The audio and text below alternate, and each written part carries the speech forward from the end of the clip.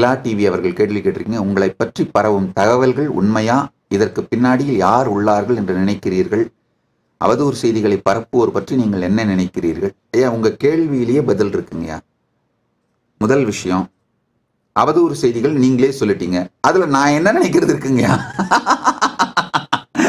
அவதூறு செய்திகளை பற்றி பரப்புவர்கள், அவதூறு செய்திகளை பரப்புவர்களை பற்றி நான் நினைக்கிறதுங்க என்னங்கய்யா இருக்கு? இந்த தகவல்களை யார் பரப்புகிறார்கள் அப்படின்னு நினைக்கிறேன்னு கேட்குறீங்க ஐயா. அது இன்வெஸ்டிகேஷன் பண்றவங்களுடைய வேலைங்கய்யா, அது என் வேலை இல்லை. இது பரவுதுன்றது, அதாவது எது சத்தியமோ அதை மட்டும் தான் நான் சொல்ல முடியும். பல பேர் திரும்ப திரும்ப என்கிட்ட கேட்குறீங்க, யார் உங்களுடைய எதிரி, யார் உங்களை தாக்குகிறார்கள், யார் தொடர்ந்து உங்களை தாக்குகிறார்கள், உங்க மேல லாஃபேர் பண்றது யாரு, ஹேட் ஸ்பீச் பண்றது யாரு, இந்த அட்டாக்லாம் பண்றது யாரு அப்படின்னு கேட்குறீங்க. அது எனக்கு எப்படிங்க தெரியும்? அதாவது நடக்கிறத அப்படியே சொல்ல முடியும், அவ்வளவுதான். அதுக்கு பின்னாடி யார் இருக்காங்களோ அவங்கவுங்க இன்வெஸ்டிகேஷன் பண்ணி அந்தந்த நாட்டோட இன்வெஸ்டிகேஷன் ஏஜென்சி தான் கண்டுபிடிக்கணும். யாரையும் எதிரி என்று டிக்ளேர் பண்ற பழக்கம் எனக்கு இல்லை. ஆனா பல பேர் அவங்களாவே பொது தளத்துல வந்து நான் தான் நித்யானந்தாக்கு எதிரி, நித்யானந்தாவை விரட்டினது நான் தான், நித்யானந்தாவை இதை பண்ணது நான் தான், அதை பண்ணது நான் தான் யாராவது டிக்ளேர் பண்ணிக்கிட்டாங்கன்னா நீங்க அவங்க கிட்ட போய் இந்த கேள்வி கேளுங்கய்யா. என்னையே கேட்குறீங்க? நான் தான் நித்யானந்தாவோட எதிரின்னு யார் டிக்ளேர் பண்ணிக்கிறாங்களோ அதை கூட நான் அக்னாலஜ் பண்றது இல்லைங்கய்யா. அவங்களே வாலண்டியரா வந்து டிக்ளேர் பண்ணிக்கிட்டா கூட நான் அவங்க பேரை சொல்லி எப்ப அக்னாலஜ் பண்றேன்னா பார்த்துருக்கீங்களா? ஏன்னா ஒருவேளை அவங்க யாராவது வேற யாராவது அனுப்பி விட்டாளா இருக்கும். நிஜமாக வேலை செய்கின்றவர்கள், நிஜமாக தாக்குகின்றவர்கள், அவங்களுடைய ஐடென்டிட்டி வெளியில் தெரியாம இருக்கிறதுக்காக வேற யாராவது ஒருத்தர் அனுப்பி, அப்பா நீ போய் இதை சொல்லுப்பா அப்படின்னு சொல்றதா கூட இருக்கலாம். அதனால யார் அப்படின்லாம் நான் சொல்ல முடியாது, சொல்ல விருப்பம் இல்லை. அது இன்வெஸ்டிகேஷன் ஏஜென்சி, அந்தந்த நாட்டோட இன்வெஸ்டிகேஷன் ஏஜென்சி செஞ்சுக்க வேண்டிய வேலை. அதுக்கு எனக்கு சம்பந்தம் கிடையாது. உங்களை தனியாக பேட்டி எடுக்க சான்ஸ் எப்போ கிடைக்கும் அப்படின்னு அம்மா மகாலட்சுமி அம்மா கேட்டிருக்கீங்க. அம்மா, ரெண்டு விஷயம். எங்களுடைய எம்பசிஸ், அதாவது தூதரக அங்கீகாரம் பெற்ற எம்பசிஸை ஓப்பன் பண்றோம் கூடிய விரைவில். அது மாதிரி ஏதாவது ஒரு எம்பசிக்கு நீங்க வந்தீங்கன்னா தனியா பேட்டி கொடுக்குறேன். அந்த மாதிரியான சாத்தியம் இருக்கு. இந்த எம்பசிஸ் திறந்த பிறகு சொல்றேன். அதாவது எங்களுக்கு 3 நிலை தூதரகங்கள் இருக்கு.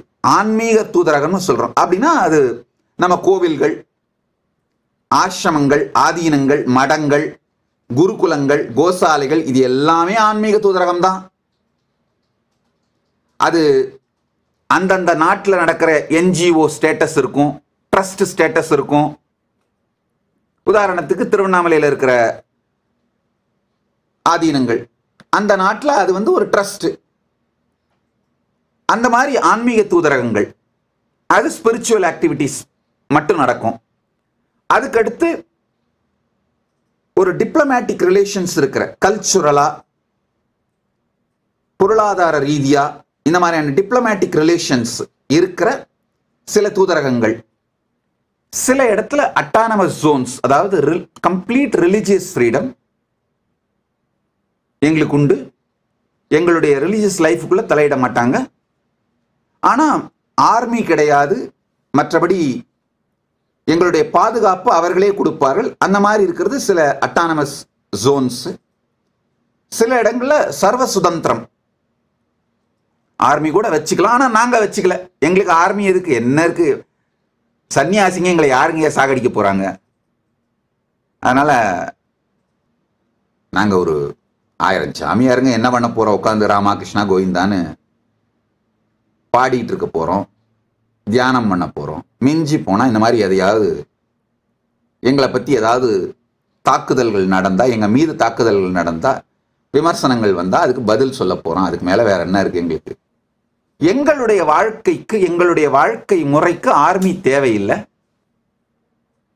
அதனால ஆர்மி இல்லை. அதே மாதிரி எங்களுடைய வாழ்க்கைக்கு போலீஸும் தேவையில்லை. எங்களுடைய வாழ்க்கை முறைக்கு போலீஸும் தேவையில்லை. அதனால எங்க கைலாசாக்குள்ள கூட தனிப்பட்ட போலீஸ் கிடையாது. இதுக்குன்னு ஒரு டிபார்ட்மெண்ட் வச்சிருக்கோம். யாராவது ஏதாவது தவறுகள் செய்தா பிராயஷ்சித்தம் பண்றதுக்கு அவங்களே தவம் பண்ணி தன்னைத்தானே தூய்மை பண்ணிக்கிறதுக்கான பிராயஷ்சித்த டிபார்ட்மெண்ட் ஒன்று வச்சிருக்கோம். அது தன்னைத்தானே அவர்களே தூய்மை செய்து கொண்டு ஞானத்தை நோக்கி முன்னேறுவது ஸ்பிரிச்சுவல் growth, ஸ்பிரிச்சுவல் ப்ரோக்ரஸுக்கான வழி. இதுதான் எங்களுடைய வாழ்க்கை முறை. ஏதாவது ஒரு எம்பசி திறக்கும் பொழுது நிச்சயமா அந்த எம்பசிக்கு நீங்க உங்களை அழைத்து, ஆக்சுவலா சில எம்பசிஸ் ஓப்பன் பண்ணியிருக்கோம், இப்பவும் ஃபங்க்ஷனலா இருக்கு. ஆனால் இந்தியாவுக்கு பக்கத்தில் எதுவும் இல்லை. ஏதாவது இந்தியாவுக்கு பக்கத்தில், இந்தியாவிலேயோ அல்லது இந்தியாவுக்கு பக்கத்தில் இருக்கிற நாடுகள்லையோ எங்கேயாவது ஒரு எம்பசி ஓப்பன் பண்ணேன்னா அந்த எம்பசிக்கு உங்களை அழைத்து நிச்சயமா பேட்டி கொடுக்குறோமா. பேட்டி கொடுக்க வேண்டாம் என்கின்ற எண்ணம் இல்லை. சூழ்நிலை அமையும் பொழுது பேட்டி கொடுக்கின்றேன். ஆன்லைன்ல பேட்டி கொடுக்கறதெல்லாம் இந்த மாதிரி வேணா இப்போ பொதுவான கேள்விகள் எல்லாம் பதில் சொல்லி முடிச்சிடுறேன். தொடர்ந்து ஒரு 4-5 நாட்களுக்கு இந்த மாதிரி பொதுவான கேள்விகள் கருத்துக்கள் எல்லாத்துக்கும் பதில் சொல்லிடுறேன். அதுக்கு மேலையும் உங்களுக்கு ஏதாவது கேள்விகள் இருந்தா தேவைப்பட்டதுன்னா டிஜிட்டல் ஜூம்லயோ இல்ல வீடியோ கான்ஃபரன்சிங்லயோ பேட்டியை கொடுக்கறதுக்கு தயாரா இருக்கேன்.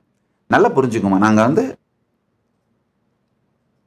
எங்களுடைய பாதுகாப்பு சம்பந்தமான சில விஷயங்கள், ஒரு நாடு அப்படின்னா நேச்சுரலா அந்த நாட்டோட கான்ஃபிடென்ஷியல் இன்ஃபர்மேஷன்ஸ், கிளாசிஃபைடு இன்ஃபர்மேஷன்ஸ் இருக்கும். அந்த மாதிரி சில கிளாசிஃபைடு இன்ஃபர்மேஷன்ஸ் தவிர மற்ற எல்லாவற்றையும் டிரான்ஸ்பரண்டா நடத்துறது தான் கைலாசாவோட பாலிசி. அப்படிதான் வச்சிருக்கோம். எங்களுடைய செட்டப்பே பார்த்தீங்கன்னா எல்லா கைலாசங்களும் ரெஸ்பான்சிபிள் டெமோக்ரஸி. ரெஸ்பான்சிபிள் டெமோக்ரஸினா அந்தந்த கைலாசத்திற்கு யார் பொறுப்பெடுத்து நடத்துகிறார்களோ அவர்களெல்லாம் சேர்ந்து ஒரு டெமோக்ராட்டிக் செட்டப்பை உருவாக்கிட்டு நடத்துறாங்க. இதுதான் எங்களுடைய structure. If you found this video entertaining, entraining and enlightening, take a moment to like, share and subscribe. And don't forget to hit the bell icon. Thank you so much for tuning in.